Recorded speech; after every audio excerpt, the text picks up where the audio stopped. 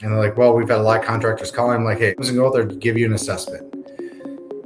So I went out there, did an inspection of this property. It's a 196 unit property, and went out there. This applies for residential or multifamily. You're still doing your job, doing your field verification, getting on the roof, looking for damage.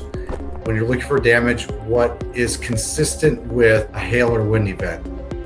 You got to draw that differentiation that this is in line with hail damage, it's in line with wind.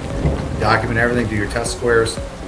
Did that, walked the properties, put it all into LiveSwitch, put together a report, and at the end of that report had a good faith estimate for that property. After 30 minutes after the property submitting it, got a call from the property that said, yep, this Washington County is going to move forward with filing a claim.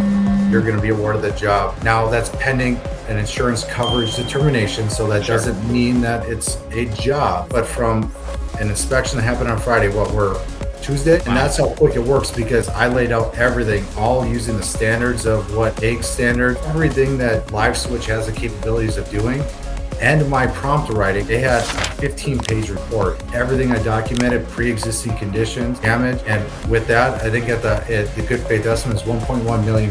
So because of my transparent documentation of doing my job, the diligence on site, that may lead to a $1.1 million project.